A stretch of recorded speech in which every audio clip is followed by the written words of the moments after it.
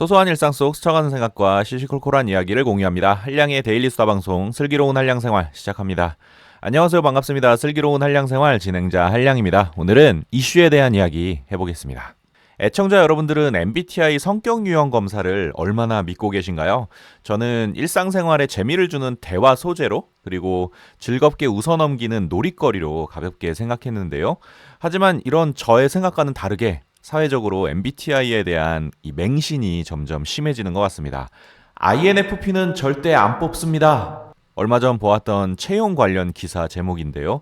이 기사를 보고 저는 경악을 금치 못했습니다. 제가 그 INFP이기 때문인데요.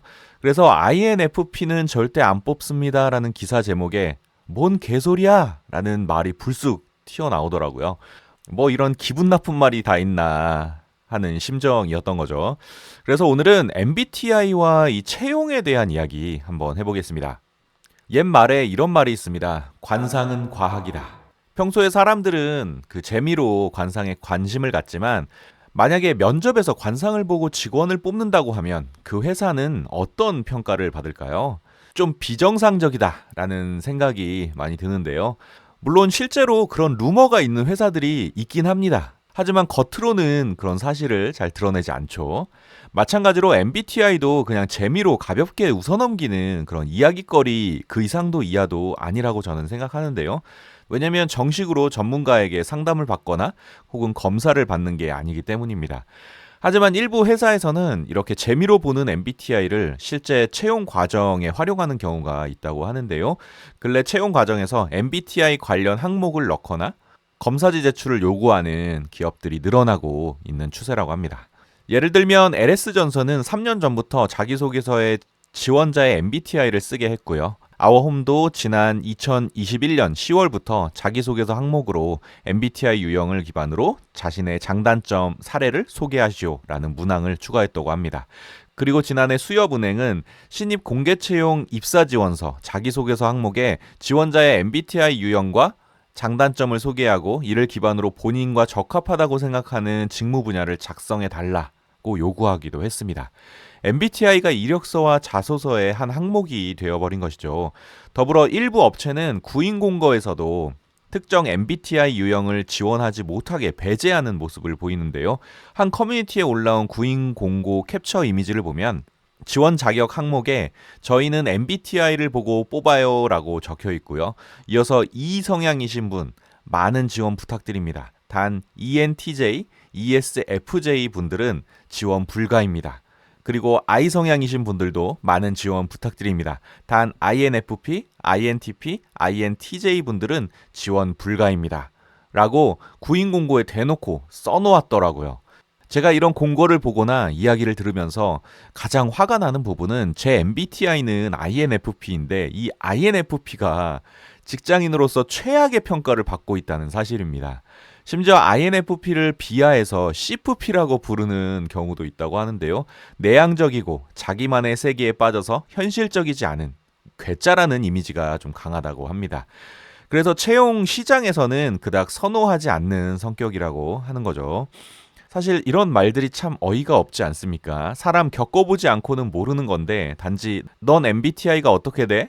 아 그렇구나 괴짜네 아웃이야 아웃 하는 거랑 뭐가 다르겠습니까? 이런 건 일종의 선입견이고 낙인이고 나아가 차별의 시작인 것이죠. 그럼 이런 채용 트렌드를 실제로 마주하는 구직자들은 어떤 마음일까? 대부분의 구직자들은 이런 이야기를 들을 때마다 굉장히 혼란스러울 수밖에 없는데요.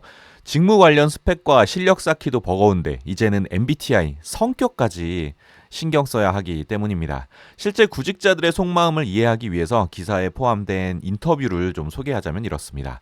첫 번째는 얼마 전 대기업 인사직무 면접을 봤던 취업준비생 박모 씨의 이야기인데요. 본인의 MBTI는 무엇이고 회사에 어떻게 기여할 수 있는지 말하라는 질문에 순간 당황스러웠습니다. 그래도 스스로 나름 성격 좋기로 알려진 ESFJ 사교적인 외교관형이라 공감과 사고성을 내세워 답했지만 결국 탈락했습니다.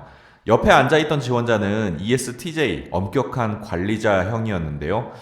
회사에서 그 지원자를 더 좋아하는 것 같더라고요. F형인 감정형보다는 T형인 사고형이 면접에 더 유리하다는 생각이 들었습니다. 두 번째는 취준생 서모 씨의 이야기인데요. 그녀는 지난달 한 회사 최종 면접에서 MBTI 질문을 받았다고 합니다. 그 이후 면접 스터디를 할 때마다 이 성향, 그러니까 외향형이죠. 외향형에 맞춰서 MBTI 질문에 대비한 준비를 하고 있다고 하는데요.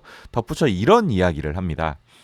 제 MBTI는 원래 I형, 내향형인데 앞으로 E형, 외향형으로 대답해야 할까 봐요. 괜히 소극적인 이미지가 보이면 합격하는데 불리하겠죠?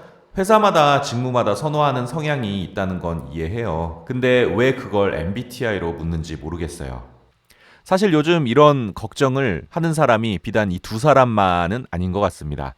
한 취준생 정보 공유 카페에서는 면접 볼 때 MBTI 질문하는 회사들이 있다는데 솔직하게 말하면 떨어질까? 하는 등의 우려를 표하는 글을 자주 볼 수 있습니다. 경력직 면접에서도 MBTI를 물어봤다. 면접에서 MBTI 질문을 받았는데 같이 업무하기 어려운 동료 유형인지 파악하려는 취지였을까? 등 취준생들의 걱정 어린 반응을 쉽게 찾아볼 수 있었는데요. 실제로 인턴 면접 과정에서 MBTI 질문을 받았다는 윤모 씨는 내가 P형, 인식형인데 면접관이 평소에 시험 공부할 때도 계획을 잘 세우지 않는 편이냐고 물었다. 그냥 가볍게 묻는 건지 어떤 의도가 담긴 질문인 건지 모르겠기에 어쩔 줄 몰라 크게 당황했다고 호소하기도 했습니다. 이런 이야기를 듣다 보면 사실 요즘 시대에 취준생이 아닌 게 정말 다행이다라는 생각이 드는데요.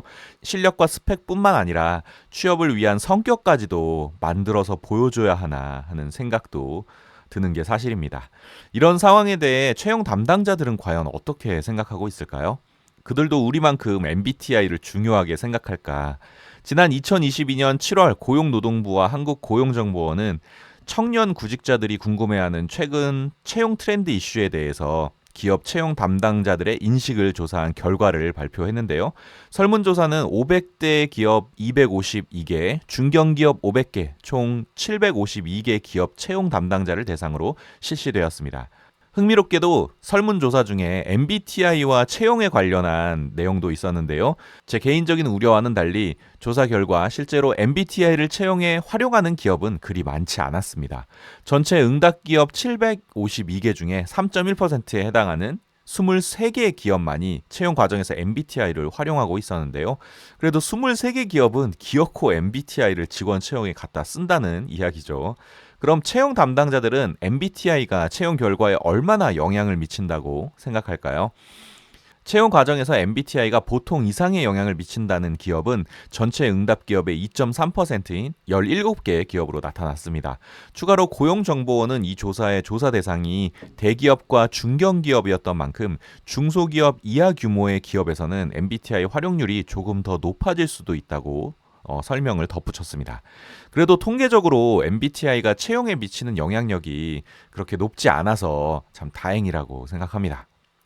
자, 오늘은 MBTI와 채용에 대한 이야기 해보았는데요. 애청자 여러분들은 어떤 생각이 드시나요? 사실 MBTI 성격 유형이 인기를 끌고 있는 이유는 그것을 통해 나 아닌 다른 사람의 특성을 더 잘 이해하고 또 더 잘 알아가는데 재미가 있기 때문일 겁니다. 그리고 서로 다른 사람들을 포용하고 앞으로 나아가는데 도움을 주기 때문이라고 생각하는데요.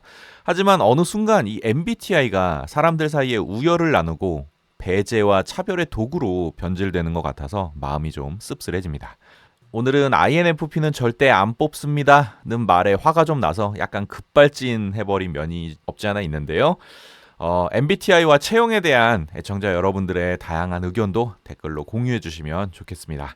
오늘 제가 준비한 이야기는 여기까지고요. 들어주셔서 감사합니다. 다음에 만나요. 안녕. 뿅!